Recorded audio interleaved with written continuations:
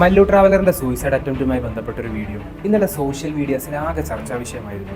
നിങ്ങൾ ഇത്രയും വലിയ ഇൻഫ്ലുവൻസർ അല്ലേ, ഈ നിസാര കാര്യത്തിനൊക്കെ സൂയിസൈഡ് ചെയ്യണമെന്നുള്ളതാണ് അദ്ദേഹത്തിന് കിട്ടിയ പല റെസ്പോൺസും.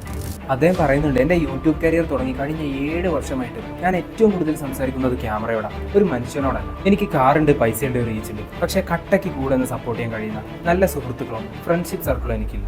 എനിക്ക് എൻ്റെ കാര്യങ്ങൾ പറയാനോ കേൾക്കാനോ ലൈഫിൽ ഒരാളില്ല. അതെന്നെ സാരമായിട്ട് ബാധിക്കാൻ തുടങ്ങി. കഴിഞ്ഞ കുറേ ദിവസങ്ങളായിട്ട് ഞാൻ കടുത്ത ഏകാന്തത അനുഭവിച്ചുകൊണ്ടിരിക്കുകയാണ്. എൻ്റെ മൈൻഡിന് ഒരു പ്രശ്നം കൂടെ വന്നപ്പോൾ എൻ്റെ കയ്യിൽ നിന്ന് പോയി ഞാൻ സൂയിസൈഡ് അറ്റംപ്റ്റ് ചെയ്തു. നമ്മൾ മനസ്സിലാക്കേണ്ടത് അദ്ദേഹവും ഒരു മനുഷ്യനാണെന്നുള്ളതാണ്. നമ്മുടെ ഒരു സുഹൃത്തിന് എന്തെങ്കിലും ഒരു പ്രശ്നം വന്നു നോക്കണമല്ലോ, ഏറ്റവും വലിയ സപ്പോർട്ടർ, അഡ്വൈസർ, മോട്ടിവേറ്റർ ഒക്കെ നമ്മളായിരിക്കും. എന്നാൽ നാളെ ഇതേ പ്രശ്നം നമുക്കൊന്ന് വന്നു നോക്കണമല്ലോ, ഈ പറഞ്ഞ ആവേശം ഒന്നും ഉണ്ടാവില്ല. നമ്മൾ മാനസികമായിട്ട് തളർന്നു പോകും, ആകെ ഇമോഷണലാവും. പ്രാക്ടിക്കലായിട്ട് ചിന്തിക്കാനോ നല്ലൊരു സൊല്യൂഷൻ കാണാനോ ഒന്നും നമ്മളെ കൊണ്ട് പറ്റിക്കൊള്ളുന്നില്ല. നമ്മളാകെ സ്റ്റക്കായി പോകും.